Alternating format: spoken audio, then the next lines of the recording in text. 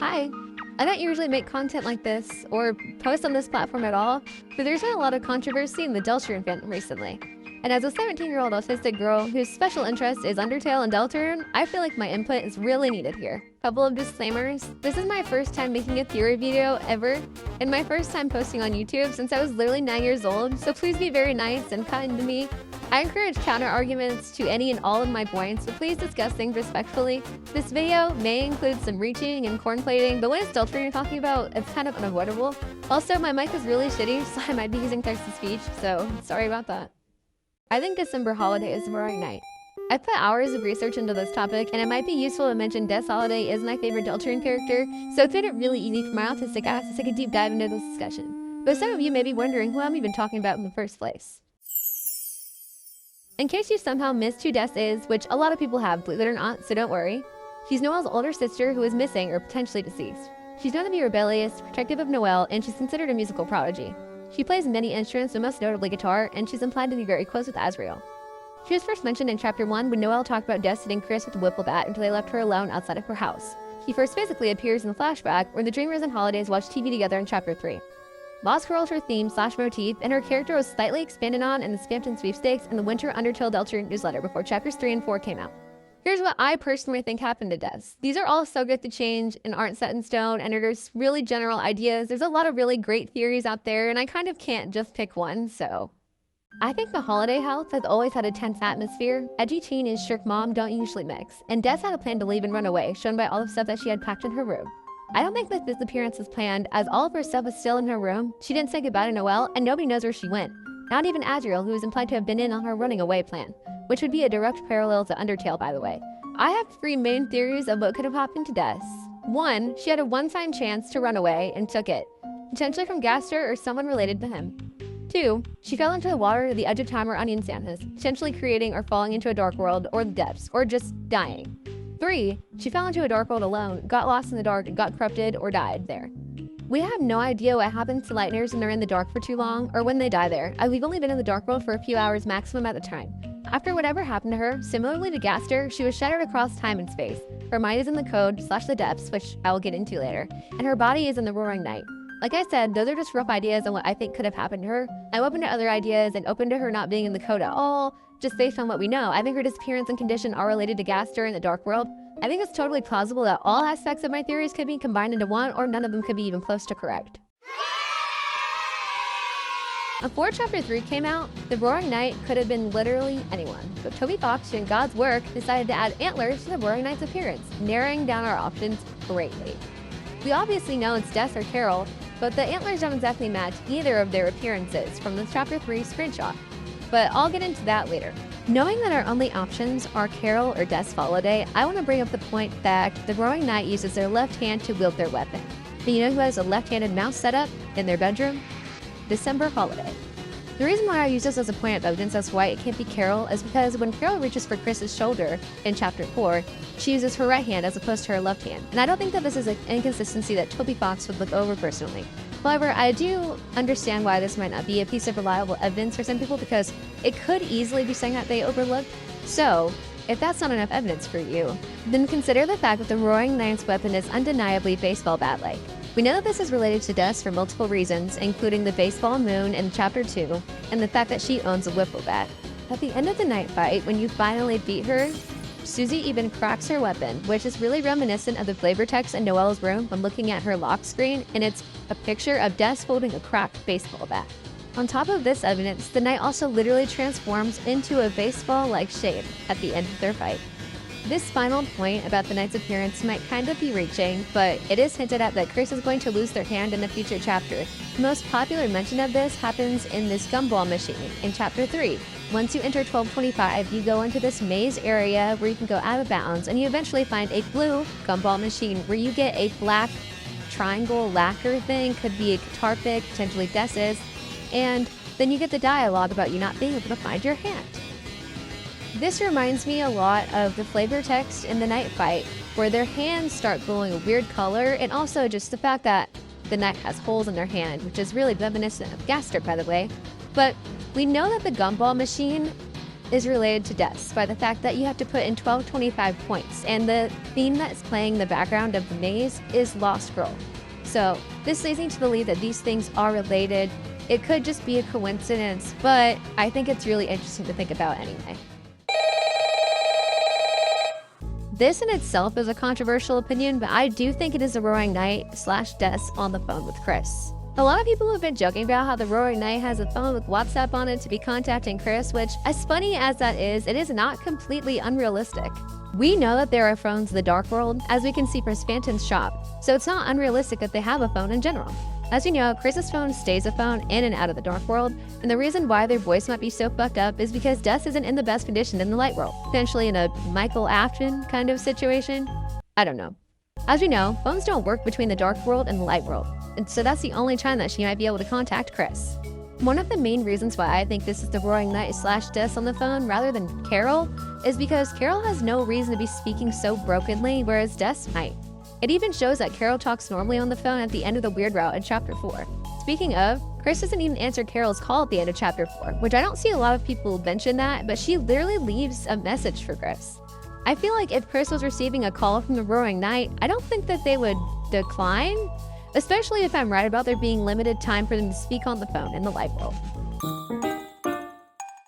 Before I even get into any evidence for this section, I just want to say that in my personal opinion, I think it'd be a way more compelling story and make Kris a way more interesting character if they knew Des's whereabouts the whole time, maybe even caused it or saw it happen, and couldn't tell her childhood friend rather than just working with Carol. But I digress. We now know that Dark Worlds are dependent on who creates them because of Susie's Dark World from Chapter 4. In Chapter 2, the Knight creates the Cyber World. Noelle is very present in this chapter, and it almost feels like the world is made for her. She talks about how Des always said that she would take her someplace like this, about how she wishes Des could be there, and even has her name, a baseball bat, and Icy present in the Cyber World. There are cats in the Cyber World and Spamton, which we both know are related to Noelle from her blog and the Spamton sweepstakes. Des is even mentioned in Spamton's emails, and Icy is there in Noelle's room, which is important because at the time Des burned an icy pizza box because it scared Noelle, which is found in the sweepstakes, by the way. We know the song Raise Up Your Bat is related to Des due to a multitude of reasons, including Tenna mentioning her directly right before playing the song, calling her a musical prodigy, and it being present on Noelle's blog. Also, the title being called Raise Up Your Bat, and knowing that Des has a lot of relations to bats. Raise Up Your Bat has a lot of similar lyrics to Don't Forget, the outro song to Chapter 1, and one of the main reasons why I want to mention this is because at the end of Chapter 4, when you get the regular night call, they literally said, "You promise, don't forget." Some of the lyrics are, "Come follow me into the dark." We know Des probably wrote this song herself, and we know that Kris and the Knight are working together. Raise Up Your Bat for the burning fight could potentially be alluding to the night fight later, maybe the one that we had in Chapter 3, but maybe even another one later. And then the lyrics, "With your heart as the ark," potentially references Noah's Ark, which is a ship built by Noah in the Bible to save his family and animals from the flood. I feel like this is worth mentioning because we know Des goes to church, and there's been a lot of religious scenes in Deltarune recently. Something unrelated to Raise Up Your Bat is the fact that Black Knife has a Lost Girl motif in it. There is someone on YouTube who broke it down, and I'll put a link somewhere, but you can also just look it up and I'm sure you'll find it. Black Knife and Burning Despair from Undertale also have a lot of similarities, which may seem random, but the next section is all about...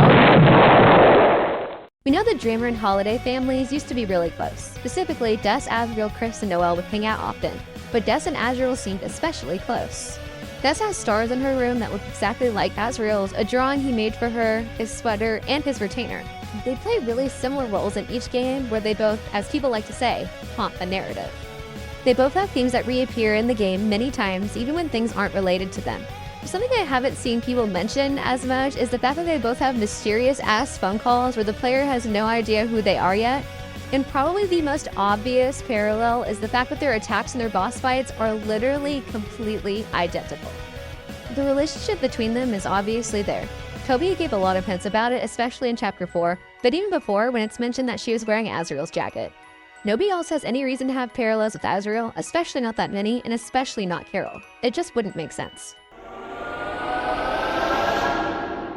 There's a person stuck in the code, which is potentially representing the depths. Most popular theory is to be Des. I personally agree with these theories because the times adding up, the person saying it might have been yours, and the person doesn't need to eat or drink, which supports my personal theory of it not just being Des, but her dead or corrupted body. The person stuck in the depths claims to hear a random scratching noise that is believed to be Friend, aka that smile first seen in Chapter 2 before finding spammed in Neo.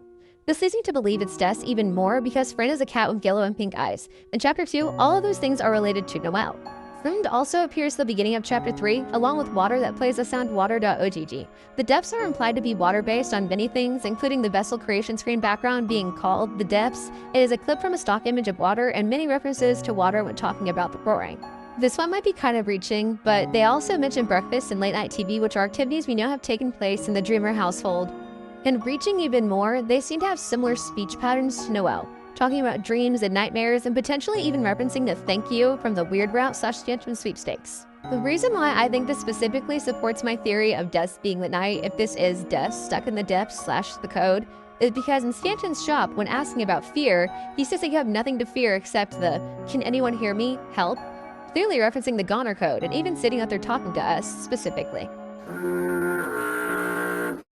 So here is my most potentially controversial section of this entire video, and it's why Carol cannot be the roaring knight. One of the biggest reasons is because the timing between her scolding Noelle in the kitchen and getting to the church to create the dark world just doesn't work. Also, the fact that lightners don't typically look that different in the dark world. Carol is in perfect condition in the light world. We have no idea what Des looks like, what her condition is, etc.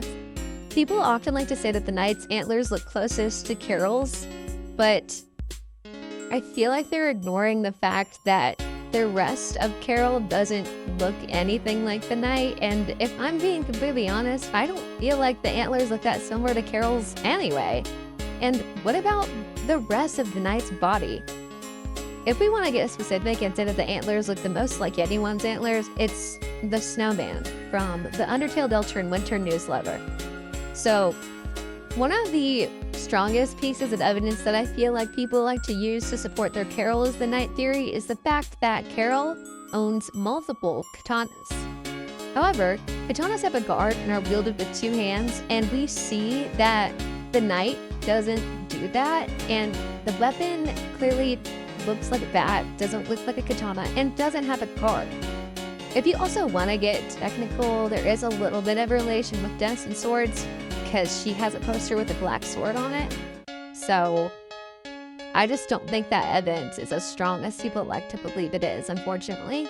Carol also wouldn't know Noelle's interests on a deep enough level to create a world so Noelle-centric, nor does she seem like the kind of mom to let Noelle wander around in a dark world when she's supposed to be studying. I feel like that's a really big sister thing to do, especially a rebellious big sister thing to do. Also, Carol doesn't go to church. Even when her husband is finally able to get out of the hospital and do something, she doesn't go to church, which I'll explain more why that's important later. This is also kind of reaching, but I feel like Carol wouldn't just let her sword be broken by Susie, as she is known to preserve everything, keep everything important so safe. I just feel like that's kind of an out of character bit for her. Not saying that's like concrete evidence or anything, I just thought I might mention that. I think the most compelling piece of evidence as to why Carol simply cannot be the knight is because she doesn't have enough aura for this. We know Des is super cool canonically, and we know Carol has a stick in her ass canonically, so it just doesn't add up. Basically, the only thing that could still support this theory is the dialogue, "I'll be right there, Kryptonite's called, Kris." I think that this will be explained later in the game, and could honestly be the knight talking about making the church dark world rather than showing up to Noelle's house. I do totally understand why people use this as evidence though, and it's the only thing that ever really made me doubt myself and my theory that it's Des. This section is basically gonna be me just firing out random shit that I found that could potentially support my theory, so prepare yourself for corn plating and reaching. One of the flavor texts in the Knight's Bites mentions headaches and Kris feeling like something is behind their head. In Des's room and examining the whipple bat and the roller skates, Kris says their head hurts, and Noelle mentions Des hitting them with the whipple bat repeatedly in Chapter 1. We know in Chapter 4, Gerson tells Susie that Dragon Blazers follows the story of the Hammer of Justice, which follows the prophecy. In Chapter 2, during a puzzle with Birdly, Susie says it's like when your sister gets cursed in Dragon Blazers too, which could be a potential reference to Des. Steven uses the word communion when asked about the night, which means the sharing or exchanging of intimate thoughts and feelings, especially when the exchange is on a mental or spiritual level, and also refers to a service of Christian worship. I use this as support for Des being the night because we know she went to church with Noelle and Carol does not go to church. It's a really fitting way to describe Kris and the Knight's relationship as well. Obviously, Des has the code to the shelter and her guitar. These last couple of thoughts are from other people. I found this on Tumblr, but it almost looks like a Titan and Des in the glass of the windows of the church, which I think is really interesting to think about. My friend sent me this post right as I was almost finished making this video, and I still wanted to find a way to include it because I felt like it paired really well with the points that I made earlier, so feel free to pause to read. There's also apparently a lot of parallels to Mother 3. I've never played Mother 3, but Toby was clearly really inspired by it, and the similarities are clearly there, even stating he was worried it was too similar. I'll try to find the comment and put it on screen because, like I said, I've never played the game, but to me it sounds like it would be really similar to Des and Noelle's relationship. Probably the most compelling piece of evidence for Des being the Knight is the fact that if you backtrack after you finish chapter 4, you get this interaction.